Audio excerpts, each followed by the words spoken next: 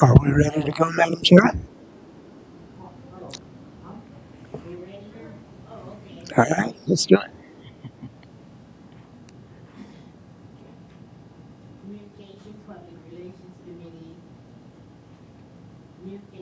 And Public Relations Committee is finally open. My co-chair is still out of town, and so she will not be able to attend, but hopefully she's watching it on YouTube.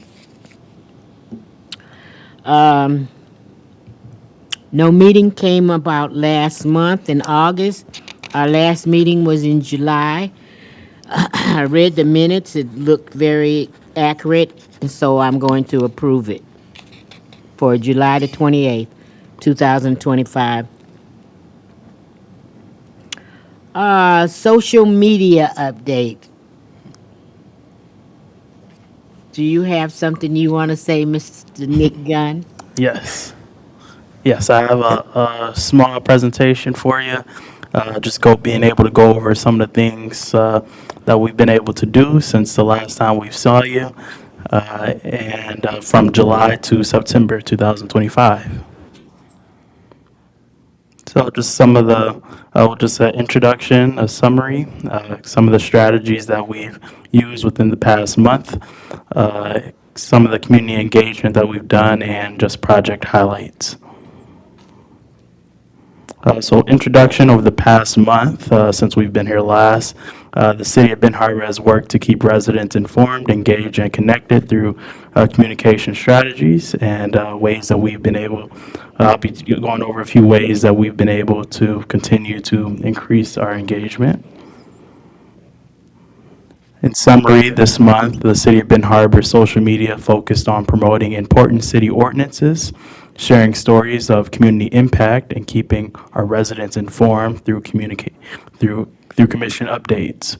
Our goal has been to highlight the progress and celebrate positive change to ensure the transparency with our residents. So some of the strategies that we've been promoting, some of our city ordinances. So we've been able to put out different city ordinances that are in our city ordinances, increasing the community's awareness and compliance to some of the local laws that we have here. We've been able to highlight some stories of impact. The one to the right here. Here is just a story on how the city of Ben Harbor has been able to create a positive impact in the lives of our residents through our community block grant program. So using that story, just highlights some of the impact that the city has been having on residents in a positive way. We also have a commission update, something that we've been able to roll out in the past month to provide clear and timely updates to work that's happening through the city commission and keeping our residents informed and engaged on some of the decision processes. So this is just the same amount of community engagement that we shared last month. I'll be able to share in a little bit how the numbers are continuing to go forward and how those numbers are continuing to go forward. So I'll be able to share that. Since last time, for Facebook at least, we were under the 1,000 mark for followers. We've now passed 1,040 followers on Facebook, and on Instagram, we were just a little bit under 100 followers. Now we've passed that mark also on Instagram. So project highlight for September is, again, commission recap. After every commission meeting, we've been able to share a recap of what's been passed and what's gone through the commission. So I'll share that some of these to you. So we've been able to share 4 of them so far. This was the first one, and again, it's kind of started through some of the miscommunication that took place through the resolution for Harbor Towers. So that kind of brought this up to be able to let residents know factual information on what's being put out there and what's actually happening. So we're able to provide clear information on that project and continuing throughout the further commission resolutions that have been passed. So you can just see here, and also being able to include other tidbits of information such as projects in progress. It's something that we've been able to include. This was on the Ben Harbor Waterfront Plaza. We were able to share information on that project that's taking place, and it's nearing completion soon, and share photos on what's happening around the city, even with just the projects that are currently going through the commission, just to be able to provide recognition to residents on what's happening. So, community block grant program. This also was able to, come up out of some misinformation that was shared. That the community block grant program, that was shared that the community block grant program was, ruining residents' homes, and just bad information was put out on that. So we were able to clarify that information, and some of the work that residents had brought up to the commission wasn't even done by the community block grant program and was done by other contractors. So we were able to clear that information up and also put out this story on how the cities was able to restore a roof, and really make this family, the Shaw family, really happy. They had never, I believe she said they never had a furnace in their home. They were using oil or something to keep their home heated, and that just made her happy. That brought a smile to her family. They used to have to tape up the windows and in the wintertime, and she said thanks to the city of Ben Harbor, they don't have to do that anymore. And they're really just happy. They had a hole in the roof, and there's different things like that, and that goes for tons of different people who were able to receive help from the city with that community block grant program. So again, just more of that recap.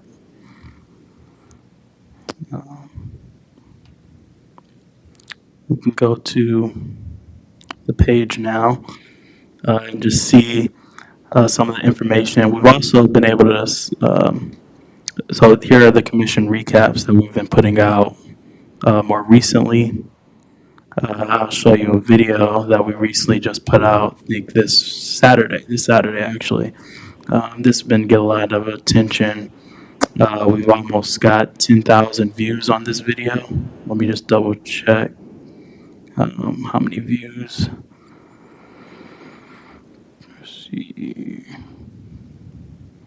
So we have about 9.9K, so about 10,000 views on this video on Facebook. On Instagram, it has about 3.3 thousand views. And this is a video on the football game that was just done.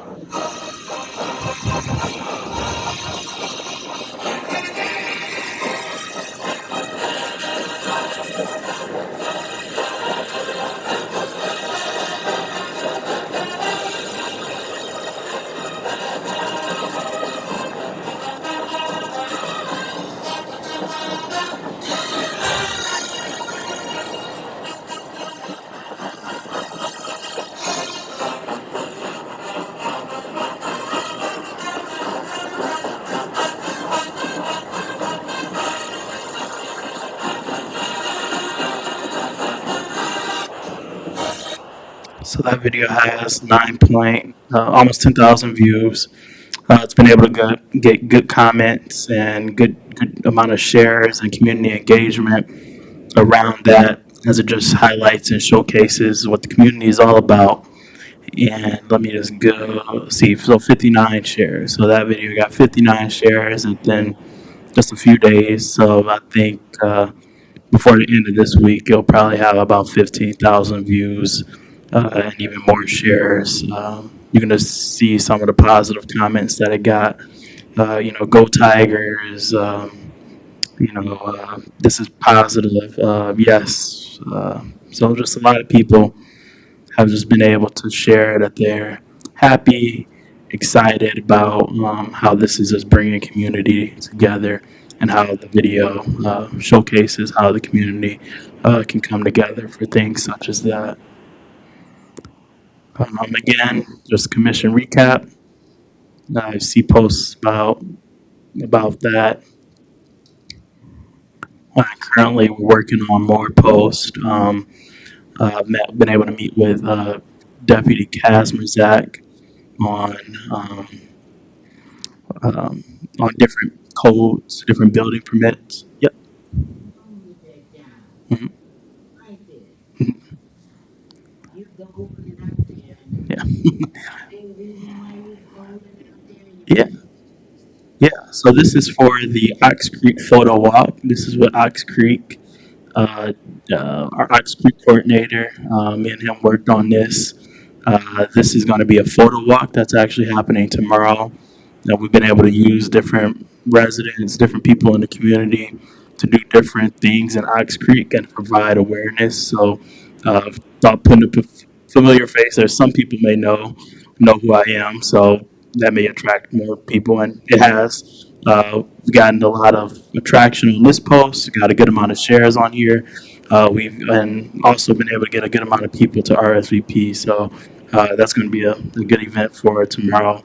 And gotten some traction with the Boys and Girls Club. Boys and Girls Club, they've contacted us and shared interest in coming out and learning more about photography and photo. We would welcome you to join them. I think you'd find it informative.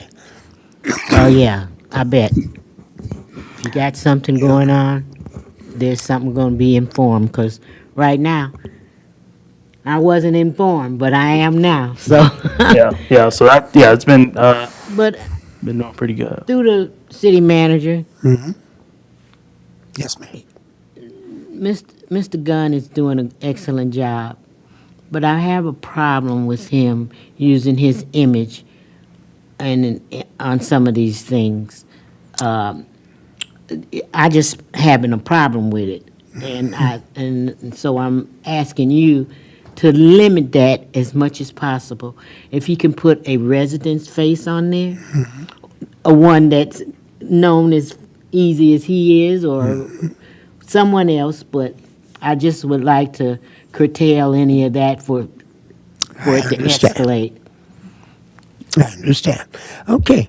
And I'd like to just point out that we're trying to use this process to educate, inform, and enlighten people.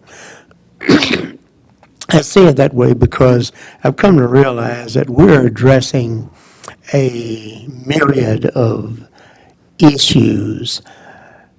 Some instances, people are not aware, and this helps to create that awareness. Some instances, people are being deliberately misled, and this will inform them of what's appropriate, and then we enlighten them by giving them information that they may not be aware of. I've witnessed over the last few months aggressive actions on the parts of people to mislead people as to what's occurring. We're seeing some stuff occur like apparently some people have gotten information as to which lots are city-owned lots, and suddenly we're experiencing excessive dumping on these lots with people trying to complain as if it's some kind of special problem. The city isn't cleaning up city-owned lots. That's a bunch of garbage, and it's a waste of our time to even try to respond to that. But that's just like now in the last couple of days we've been out trying to help by cleaning some alleys and so forth. But I have said over and over again, and going to say repeatedly, going to publish and put out the sections of our code that essentially tell people that the care of property that they own extends from the back of the curb at the street, including the area out front where trees are growing and so forth, to the middle of the alley behind their homes. And it's their responsibility. I've had some people come and call and complain, we're not doing alleys, and I've said to them nicely, that's not the city's responsibility, it's a homeowner's responsibility. But you did it 2 years ago. Yes, we did. And maybe doing it more, but it's not because it's our responsibility. We're trying to help you, the citizens, who have the property, and because it helps to make our city look better. But it doesn't mean that we're taking on the responsibility and that all you have to do is sit back and watch people dump, don't say anything, watch weeds grow, don't cut them down, and complain. No, they just, when you go into other cities, these things are taken care of, and it's being taken care of by the citizens. And we want the same to have. We'll help, but people have got to help also. We're begging people, when they see people dumping illegally or throwing trash or doing other things, take a picture of them and send it to us. Call us and let us know so we can put a stop to this stuff. That's the only way it's going to stop. The city does not have the capacity, and probably will never have the capacity, to just run back and forth across town, load up this pile, pick up that pile, as fast as people do it, if nobody tries to do anything to stop them. We're running into all kinds of things like that people just really don't seem to understand their responsibility. I've mentioned many times, years ago, the city used to pick up trash twice a week in the alleys. Every backyard where they had a fence, they had a gate in there so people could get through it to take their trash out and to clean up the alleys and so forth. But for some reason over the years, since we began picking up trash in the front, all of a sudden people have forgotten. But it doesn't change anything. They still have that responsibility. And we'd like to help people keep their alleys clean and so forth. But we can't do it by ourselves. We just don't have enough people. I mean, folks complain about this not being done and that not being done. We, the small number of people we have, number of days are out picking up trash in the morning. Fridays picking up leaves. Then they're going out trying to patch potholes when they can, cutting up trees and whatnot that are falling down and trying to remove the branches. The same small group of people are doing different things as the demand calls for it. And we don't have the kind of crews that we used to have years ago. I remember when we had as many as 26 people in Public Works, and they were out doing all kinds of things every day. The small group we got now, they do a small number of things at a time because that's all they can handle. Well, with that conversation, it lets me know that we need to educate the people a little bit more. And when the city went complaint and would not inform them or keep them informed, or even when they started doing the tasks to help out, people just, I don't know if they forgot or new people just move in and they never know. I talk to people all the time and they're burning. And I'm like, wait a minute, you can't burn in the city. But they say, well, I moved up here. And I said, but this is not the township. You can't burn in the city. They don't know. And some continue to burn until I call the fire department on them. And I was going to make that point. Some know and still want to do what they want to do, and that's got to stop. Not only that, I've had people in the last week tell me, there are roosters behind my house next door. You know, somebody with a goat. This isn't out in the country somewhere. This is in the city, and they cannot do those things. And all of the games people play and whatnot does not matter. The rule says no, and no means no. They got to stop doing it. We're running into the same thing with a lot of things. I was talking with somebody just evening before last who was talking about going down the street and watching a person who was doing a nice job with a weed or of trimming around their boulevard.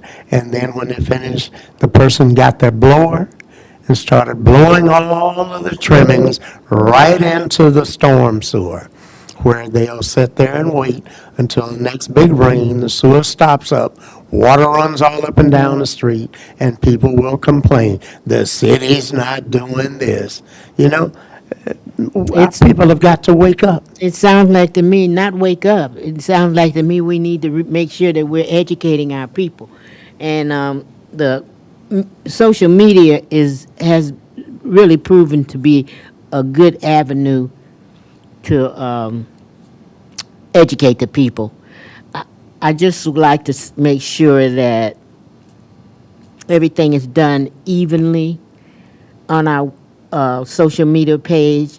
I noticed that this time there was some mention of people that were on committees and pictures of them.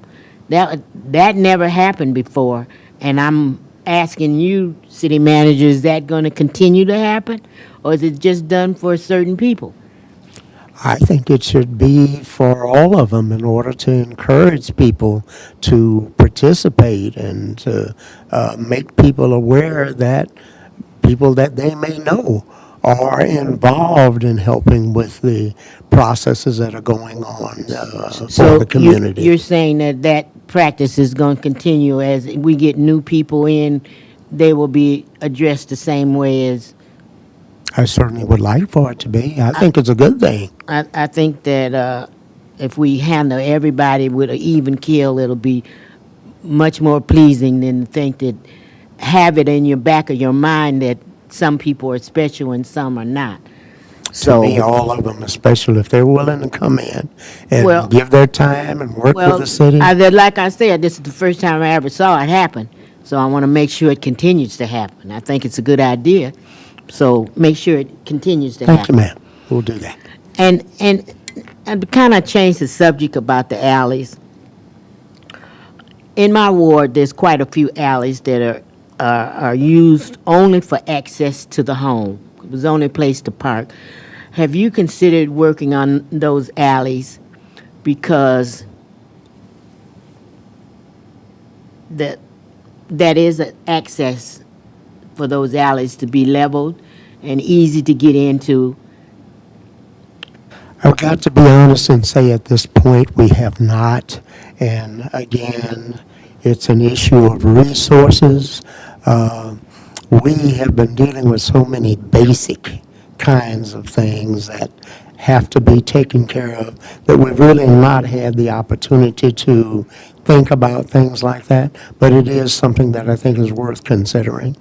But once again, if we can do it, it's going to take people to maintain it and keep it going. 2 years ago now, I remember riding through just about every alley in town with Jason from over at Avonmarsh. We had just finished spreading stuff through all of the alleys to shape them up. And we rode for a day, just going up and down alleys, back and forth. And at that time, they were looking good. But they're not going to stay that way if people don't go out there and either kill the weeds, cut the weeds and grass, cut down the brush and whatnot that's growing in the alley, and start telling somebody or calling the police or something when they see people backing up out in the back of the alley, dumping brush, tires, and all that kind of stuff. They can't just watch that and then call the city and complain. City manager is doing this, city manager is doing everything we can do with a few little dollars that we have to do it with. Okay, I just like for you to put those alleys on top priority because, like I said, that's the only access they have winter, summer, fall, spring. And if they having problems getting parking spaces into their facility, it's really our problem, and we should be correcting it. If we don't do, but see, what they used to do was put asphalt down and cover those holes up, because that is a driveway actually for these people. And so I would like for you to really put that, and it's really bad when it's raining and you got gullies and you got to drive your car in and let your family out or put your groceries out or whatever it is you need to do to park your car, and it's not available. So I want you to just kind of really know that these people are not, and most of them are conscientious homeowners that live in these on these alleyways like that, and they all take care of their property. They might not know that from their property line to the middle of the alley belongs to them and that they have to do it, but that's something that's on our to be able to tell them that that's what's going on. And I'd be glad to try and work with you all. I ask the commissioners help me identify which alleys those are, and also to communicate the information. We won't be able to do anything right away, but we can certainly try to plan ahead so we can start doing it. But as we do, we'll need you all to help us communicate to them. Once we get it halfway straightened up, they've got to help us keep it that way. That's a good thing. So Might I mention another matter that runs sort of in the same vein? I'm getting a lot of calls from people about folks who are living in some of the neighborhoods apparently trying to conduct some kind of business from their residence, where they've got 5, 6, 7, 10 cars, trucks, and whatnot parked in front of the house, on the side of the house, on vacant lots next to them. These people can't do that. They're going to have to find some place that can accommodate whatever business they're trying to run. They cannot just take over a block and have vehicles and plows and junk all around 2 or 3 houses. We even had a complaint from one here this past week. They couldn't even get an ambulance in because some guy who's trying to do that had stuff parked all out in front. And sometime parking on the opposite side of the street and whatnot. And we're going to try to clean this stuff up. We're going to start writing tickets to people on it. would you consider writing warnings and then ask them to cease and desist or First time, clean yes, it up? ma'am. First time, yes, ma'am, we will. Because, But after you know, that- times are hard now and there's no jobs and people are trying to do everything they can to get some kind of revenue coming in, mid, small, or what. We don't know what's going to happen from top down, but we know that we always suffer down at the bottom. So if you can use some compassion to go to them and tell them, and then maybe we can, if you direct them to a conscientious commissioner that's in their ward, we can maybe direct them to help them establish themselves as a bona fide business, and or find them a location or whatever we have to do, because these people are just trying to survive. They're not trying to be millionaires off I'll say something like a candy store I understand. or whatever they're doing. You never know what they're doing because they're inside their own residence. Yeah. But we know from the outside that something is going on. So if we go to them and have that conversation, we need to see if we can also assist them to go straight. And we want to do whatever we can do to help, but they've got to understand it's their responsibility, because their rights to do what they're doing is where their neighbors' rights begin. and their neighbor has, when they buy a home, they expect to be able to enjoy their home, not have to be, infringed upon by all of this. That's what our ordinances and codes, zoning and whatnot do not permit that. And, Education is the key, Mr. Yeah. Little. We- Education is the key, and then if they don't Thank you. accept the education, then it comes to, we have to use our authority. Absolutely. And we might be some of the able to- ordinances are old and I understand. antiquated, but it's what we have. So until they're changed, I'm just hoping that we use compassion and educate our people as to how things are really supposed to work. And I can agree with that if we all could agree that being compassionate and educational means somebody letting them know that they're doing something wrong, giving them a reasonable time, which is weeks, not months, to do something about it.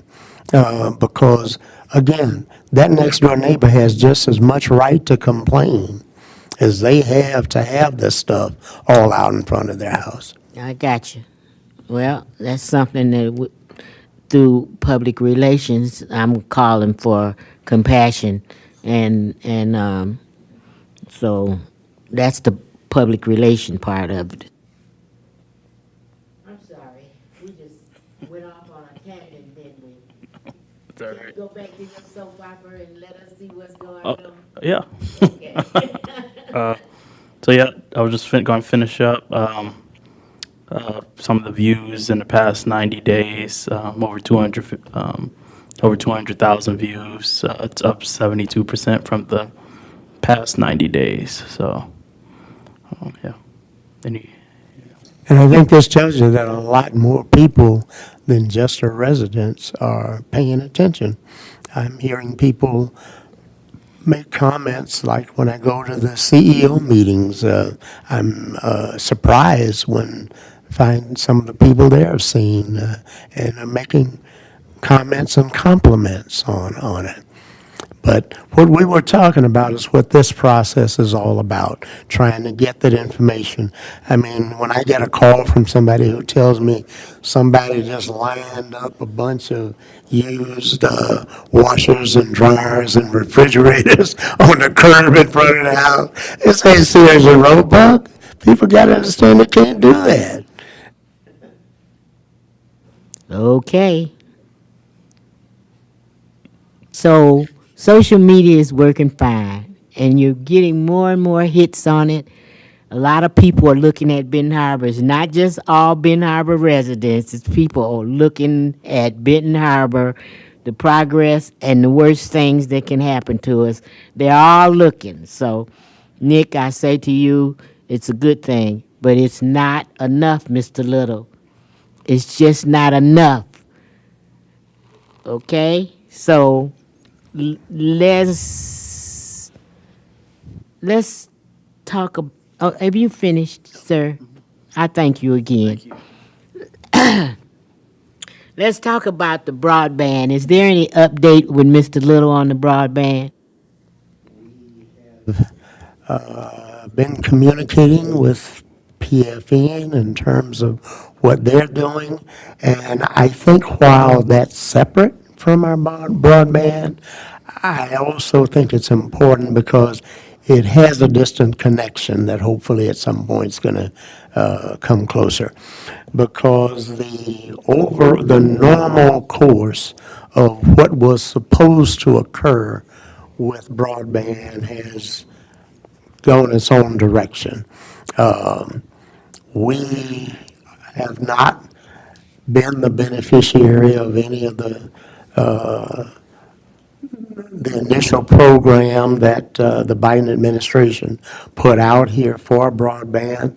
We were running into the problem that the way the law was written, we initially were getting rejected because the mere existence of the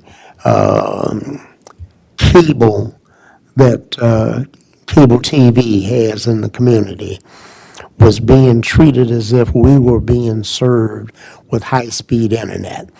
Definitionally, they said that that cable can carry up to 100 baud per minute or whatever, which as I pointed out repeatedly in communications to the state and the feds about it, doesn't mean anything to us. Because if people can barely afford to pay cable television, what does it mean to them that you got cable that may or may not be able to do what they say it could do, running overhead that nobody can afford? But nevertheless, we didn't get anything out of the BEADS program. That doesn't mean that we're not going to continue trying to come up with something. And in the meantime, we are working with the process that's going on with PFN, because by coming through the city, I think that may present an opportunity for the city at some point to benefit and maybe be able to still get high-speed internet into the city for real. Now, I must mention, though, that we're not completely out, because we're still trying to find out from AT&T. AT&T submitted a permit request 2 years ago to the city to place broadband in a large portion of the city of Benton Harbor.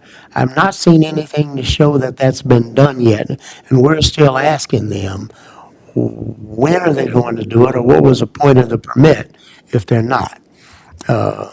So there's a lot of stuff going on in that area, and I intend to stay on top of it, because I consider broadband in the city to be a very important component for the city's future in terms of our existing infrastructure. It can do a great deal to help us.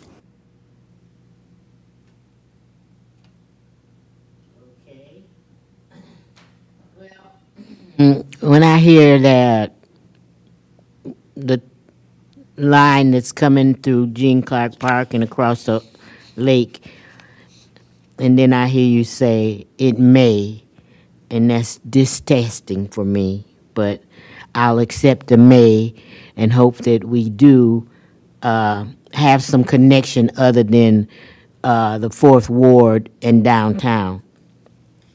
And so I remember that permit that AT&T asked for us and we approved. And that might be something, if we put a little pressure to them, they might be ready to take care of. I want to talk about texting, mass texting. I'm still under the impression that it will be something that enhances our social media. I understand that we do have mass texting. We pay for something about mass testings, and I need us to step that up. It's really important for communication and public relations that everyone has access to the information. So if we do have mass texting, that we can implement it to the residents, and I know there's a lot of legal questions that go along with it, but it's something that I really think that we need to investigate immediately and start putting things in place to make it happen. If we just keep dragging our feet or kicking the can down the road, that's all we're going to get. But if we make a special effort to look at the best avenue for mass texting, we'll be better off with communications and public relations. So I'm asking that staff really pick up the bloodstained banner on this and present something next week that's going to be positive next month. So be positive that we might have something to look forward to. Mass texting.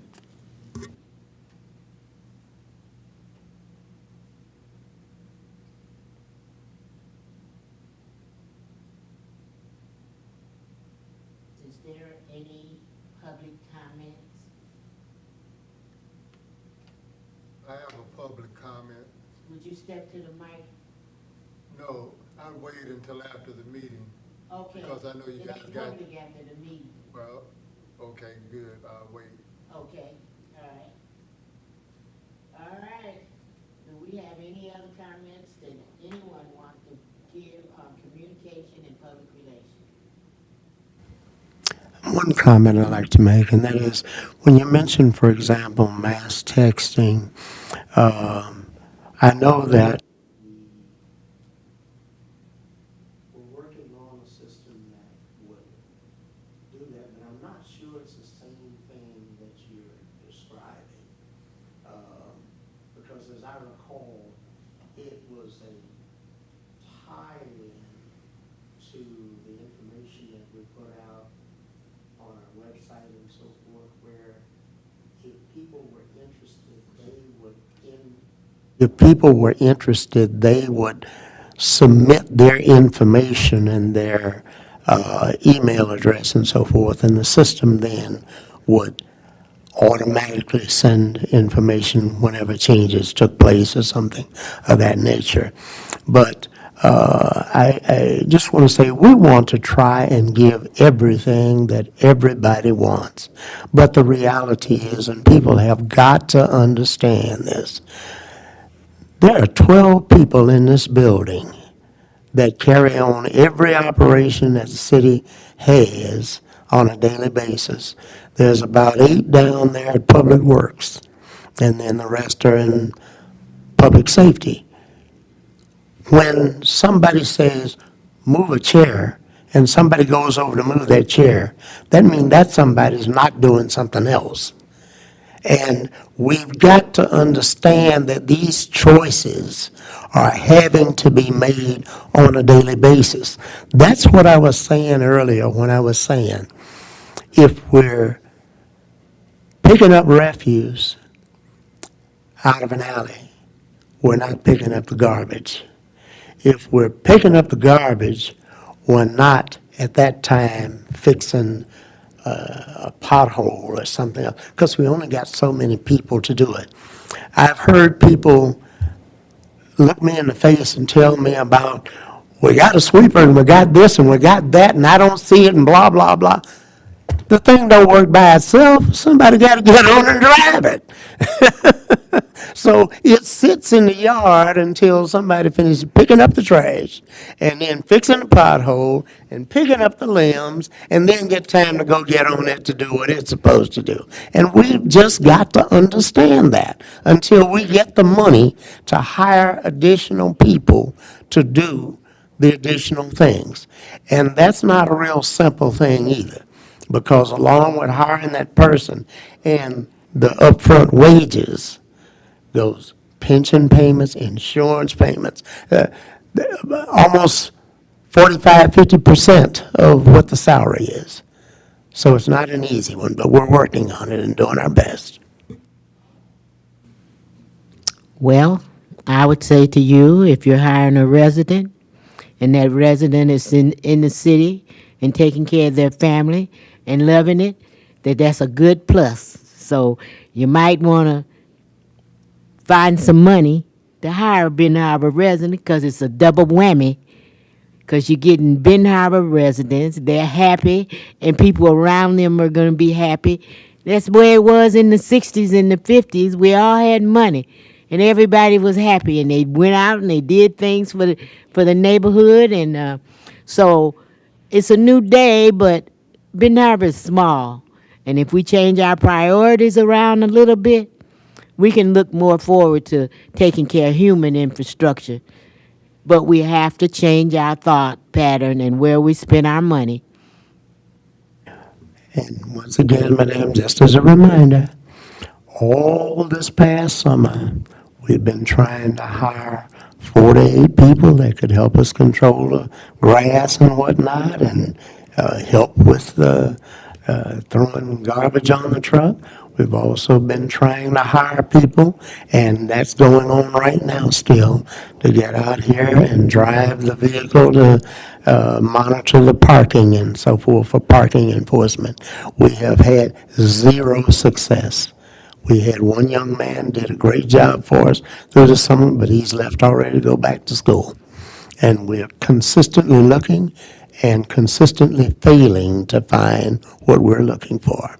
So I'm going to ask your and all the commissioners and anybody who's listening, help to help us find somebody that's able, willing to work, will get up in the morning, come to work, can pass the drug test, and come to work every day, not just when they think about it or feel like it. Well, I think that we need to be creative with some of the things that we're asking for to get what we want. Good people working and making a good salary. When I saw that Benton Township for their trash was paying is it either 16 or 17.75 an hour, they didn't have any problems finding somebody to pick up trash. What are we paying our people? So I'm just saying that we need to be creative. If we want something at the end of the tunnel to be Benton Harbor residents and working with us to make Benton Harbor better, we're going to be creative. And so as time go on, I'm sure that we'll turn to be creative. We'll see our way to success. Benton Harbor is great, and the people is even greater. And I don't care what they say about them not wanting to work, but I have a problem, and I understand that, and I understand Benton Harbor residents' problem too. So when we get creative, we'll get exactly what we want. Sounds like a great closing for the meeting, and I'm sure you'll help me define creative. Thank you, ma'am. Hearing that last statement, I'll get back with you on that, city manager. We'll